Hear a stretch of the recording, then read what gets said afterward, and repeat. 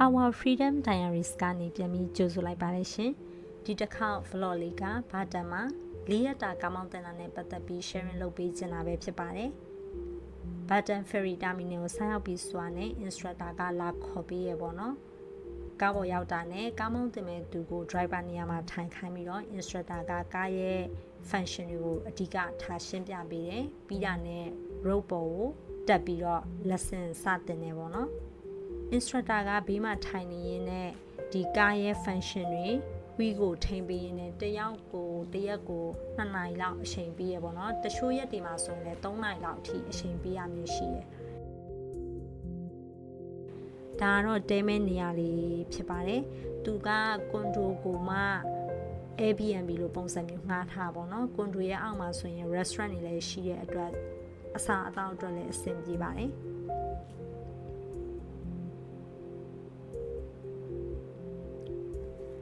Day 2မှာဆိုရင် instructor ကကားမောင်းတဲ့သူပေါ်မူတည်ပြီးတော့ lesson ကတယောက်နဲ့တယောက်မတူဘူးပေါ့နော်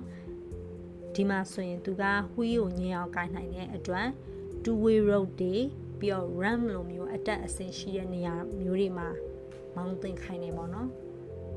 ပြီးရင်ဒီ road ရဲ့ left side မှာဆိုရင်ပင်လယ်ရှိတဲ့အတွက် view ကအရန်မိုက်တယ်နောက်ကလိုက်စီးတဲ့သူအတွက်လေသူ့ရဲ့ feeling ကဘယ်လိုလဲဆိုတော့ကားမောင်းတင်နဲ့ short trip ထွက်နေတဲ့ပုံစံမျိုးလေးပေါ့နော်အရန်သဘောကျတယ်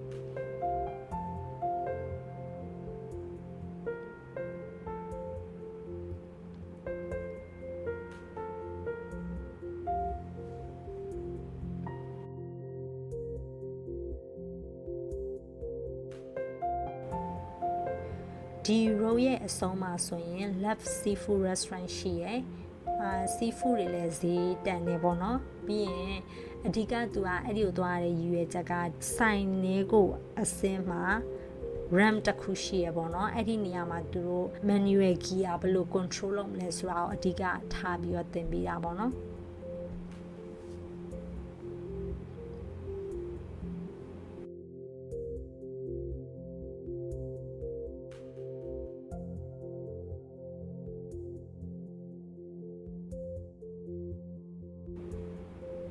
ဒီ driving center မှာဆိုရင်သူက manual ရဲ့ auto ရဲ့ဆိုပြီးတော့ကားမောင်းတင်တဲ့ဈေးနှစ်ခုရှိရယ် manual က auto ထက်$10လောက်ပိုများရယ်ပေါ့နော်အဲတုန်းက auto အတွက်$200လောက်ပေးရရယ်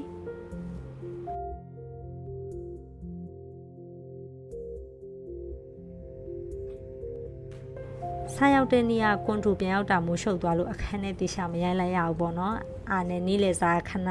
စားရင်ပြန်လာရင်နဲ့အခန်းလေးတော့ရိုက်ထားတာဖြစ်ပါတယ် Airbnb ဆိုတဲ့အတိုင်းပဲသူက accommodation လောက်ပဲပါတဲ့အတွက်တရက်မှတစ်ယောက်ကို$12လောက်ပဲရှိရပေါ့နော်သူမှဆိုရင် fridge ပါတယ် water dispenser ပါတယ်အစားအသောက်အတွက်ကတော့ကိုယ့်ပေါ်ပဲမူတည်ရဆိုတော့ကိုသုံးရင်$3လောက်တော့ကုန်ပါမယ်ဒါဆိုရင်အခန်းထဲကနေပြီးတော့ဘာတန် ferry terminal ကိုမြင်နေရတဲ့ view ပေါ့နော်အရင်မိုက်ပါတယ်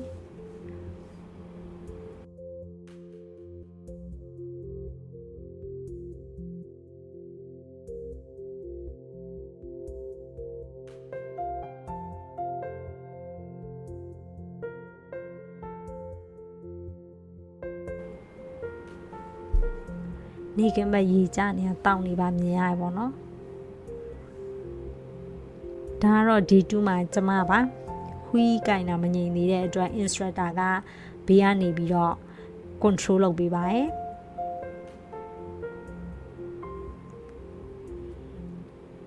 ဒင်နာအတွက်ဆိုင်လိုက်ဆိုင်နဲ့တွားပြခဲ့တဲ့ Decent Santorini restaurant လေးပဲဖြစ်ပါတယ်သူရဲ့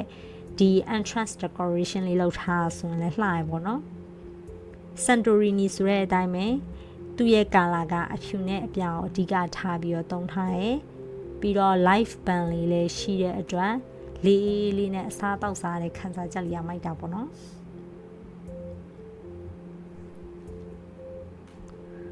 သူ့မှာအလွှာ3လွှာရှိတယ်ဒုတိယအလွှာလောက်ကအတော်ပဲပေါ့နော်ဒီ live band နဲ့လည်းနီးတယ်ဒုတိယအထက်ကဆိုရင်ပြီးတော့သူ့ရဲ့အစားအသောက်ဈေးလေးလည်းမစိုးလို့ပြောရမယ်အရသာလည်းကောင်းတယ်ဒါလေးလည်းသဘောကျရပါတော့ဒါပေမဲ့ ဘာတိုင်ကအစားအသောက်ဈေးတွေလည်းစင်ကာပူနဲ့တော့တိတ်တော့မကွာပါဘူး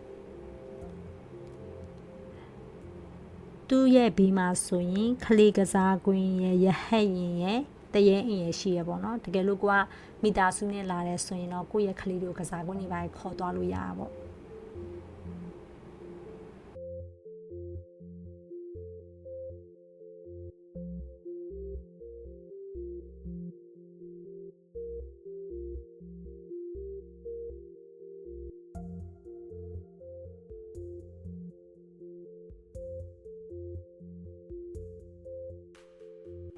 ဘာလို့နဲ့ဒီ3ရောက်လာပါပြီ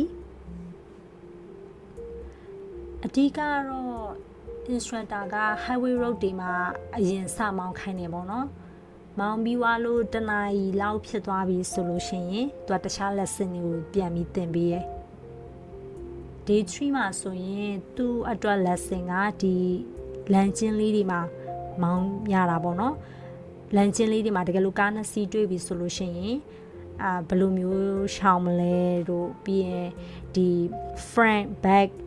side mirror တွေကိုကြည့်ပြီးတော့ဘယ်လိုမျိုးကောက်ကွေးရမလဲဆိုတဲ့သင်ခန်းစာမျိုးပေါ့နော်သူသင်ပေးချင်တာ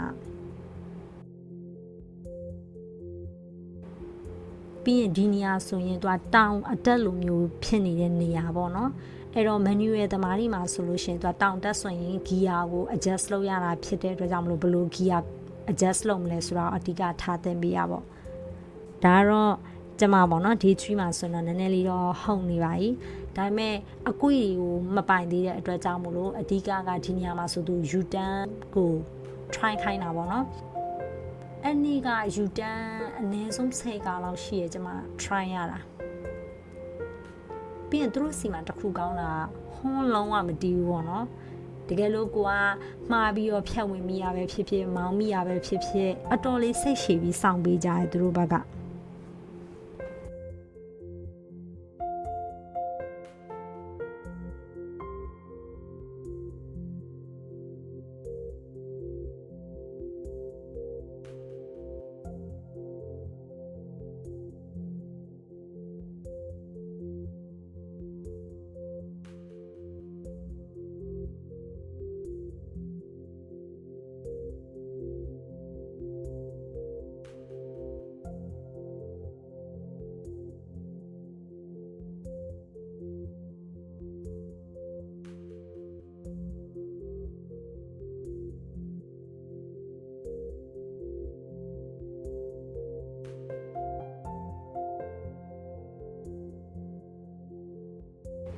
ကဲ D4 နောက်ဆုံးနေလေးရောက်ပါပြီ D4 မှာဆိုရင် tourist attraction တွေကတစ်ခုဖြစ်တဲ့ဘာတမ်ရဲ့ကျိုးတံ Bellem Bridge ဘက်ကိုသွားတာပေါ့နော်ဒီ bridge ပေါ်မှာဆိုရင်ဓာတ်ပုံတွေရိုက်ကြတဲ့လူတွေများတယ်ပြီးရင်ဒီတရားအတက်အဆင်းလေးမှာဆိုရင်ပြောင်းမှုဆိုင်လေးတွေရှိရပေါ့နော်အဲ့ဒီကနေပြီးတော့ပြောင်းမှုလေးလည်းဝယ်စားခဲ့ဖို့ recommend လုပ်ရှင်ပါတယ်သူကဒီလို bridge က6ဆင်းရှိရလို့ပြောရပါတော့ဒါဆိုလို့ရှိရင်ပထမဆုံးတရားပေါ့အဲ့ဒီနေ့ကပထမဆုံးတရားကနေပြီးတော့4ဆင်းမြောက်အထီကိုရောက်ခဲ့ပေါ့နော်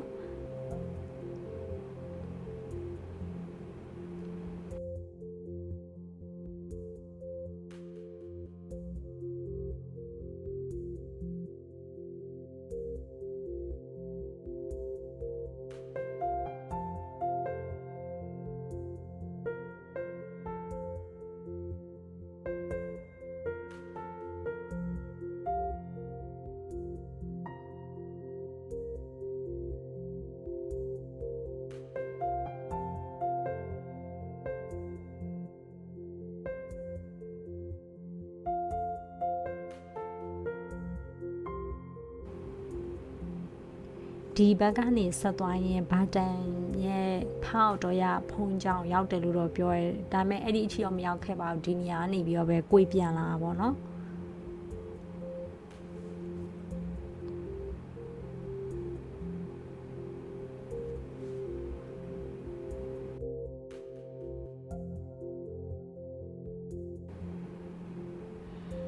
နောက်ဆုံးနေ့ဆိုတော့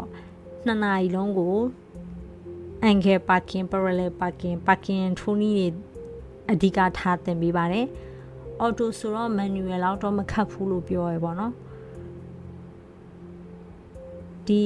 driving center မှာကအင်္ဂလိပ်လိုပြောတတ်တဲ့ instructor ကဒီတယောက်ပဲရှိတယ်ပေါ့နော်တခြား instructor တွေကကြတော့ Chinese စကားကိုပြောတာများတယ်အဲ့တော့တကယ်လို့ကိုက2ယောက်သွားတယ်ဆိုလို့ရှိရင် instructor တယောက်ပဲရှိတဲ့အတွက်အလှည့်ကျသင်ရတဲ့ပုံစံမျိုးတော့ဖြစ်သွားတာပေါ့ဒါပေမဲ့ဒီ instructor အတော်လေးစိတ်ရှိပြီးတော့သဘောကောင်းတယ်လို့ပြောရမယ်စပြီးတော့ကားမောင်းသင်မဲ့လူကိုပေါ့နော်auto နဲ့အရင် try မို့အကြံပေးကြမှာမဟုတ်ရင် manual နဲ့ဆိုရင် gear လည်းရှင်းရသေးရယ်ကိုကအခုမှလည်းစတင်တာဖြစ်တဲ့အတွက်ကြောင့်မလို့ gear ဝင်အောင်မလုပ်နိုင်ဘူးဆိုလို့ရှိရင် gear လည်းပဲဆက်ရောက်ပြီးတော့ရှေ့ကလမ်းကိုတေချာမကြည့်မိတော့ဘူးပေါ့နော်အဲ့လိုမျိုးဆိုတော့ auto နဲ့တော့ပို့ပြီးတော့အဆင်ပြေခဲ့ပါတယ်